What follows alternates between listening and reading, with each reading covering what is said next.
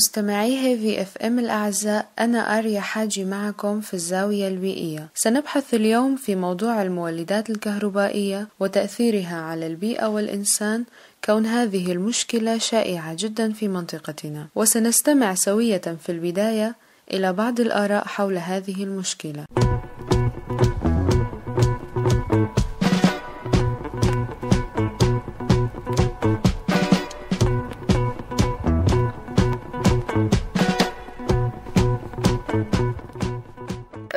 بصراحة المولدات إلها إيجابيات وإلها سلبيات، بس سلبياتها كتيرة لأن أول شي صوتها كتير مزعج، وكمان تكاليفها عالية، يعني بدها مصروف كتير. هاد غير إنه ريحة المازوت والبنزين عبت البلد، وبنتمنى ينحل موضوع الكهرباء لحتى ما نحتاج نستعمل هالمولدات.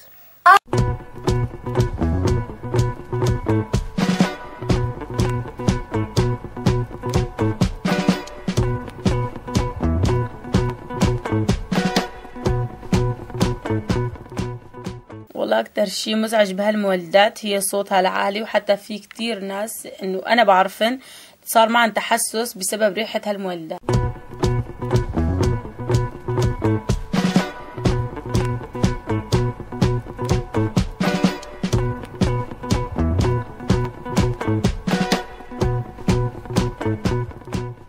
بعد أن استمعنا إلى آراء الناس، سنتحدث عن بعض جوانب هذه المشكلة.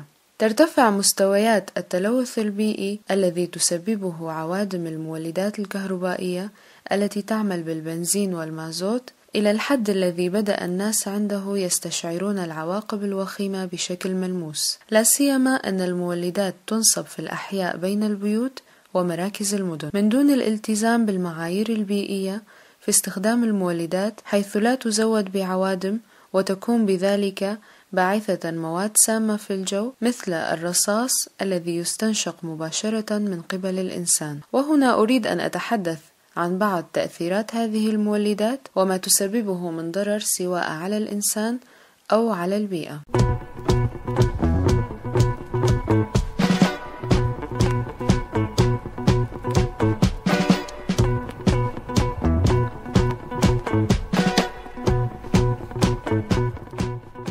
أولاً، الضجيج المنبعث من المولدات والتلوث الضوضائي يمكن أن يؤثر سلباً على صحة الإنسان من النواحي الجسدية والنفسية والعصبية، ويتسبب بشكل مباشر في ضعف السمع وفقدان التركيز وعدم القدرة على التفكير. ولا يعبأ أصحاب المولدات إذا كان المولد مصدراً للضوضاء والتلوث، بل أن شاغلهم الأول هو إيصال التيار الكهربائي إلى بيوتهم. والجدير بالذكر أن أصحاب المولدات يضطرون إلى نزع الهيكل الماص للصوت الذي يغلف محرك المولدة بسبب درجات الحرارة المرتفعة، حيث أن جعل المولدة مكشوفة يتيح لمحركها التهوية والتبريد الكافيين، مما يزيد من الضوضاء الصادرة عنها ويسرب كميات حرارة إلى الجو.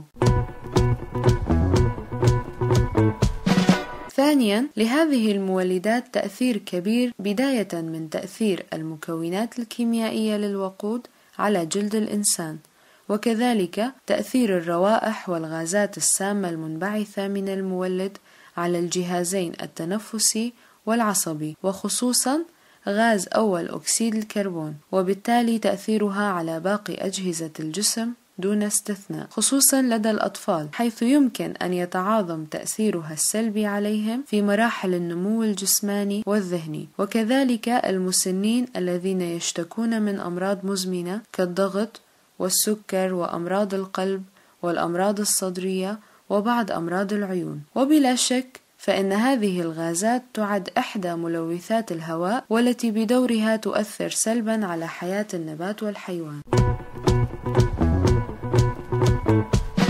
وأيضا هناك ملوثات أخرى تخلفها هذه المولدات كالزيوت المستهلكة عن عملية تشغيل محرك المولدة وتراكم المياه نتيجة تبريد محرك المولدات الكبيرة بطريقة عشوائية وغير صحيحة. ومن أجل تلافي آثار مولدات الكهرباء ننصح باتخاذ الإجراءات التالية. أولا، وضع المولدات الخاصة بالمنازل في أماكن مفتوحة في المنزل أو على الأسطح لتجنب تراكم الغازات، وأن توضع في مكان بعيد عن تواجد المواطنين. ثانيا، وضع المولدات الكبيرة في الساحات المفتوحة البعيدة عن المجمعات السكنية بمسافة مناسبة لتجنب الغازات المنبعثة والحاوية على دقائق الغاز الخطيرة. ثالثا، للحد من الضوضاء المنبعثة من هذه المولدات ننصح ببناء غرف من المواد الإنشائية تحتوي على فتحات مناسبة. أما الزيوت المستهلكة فننصح بتجميعها في قانصة خاصة بالزيوت،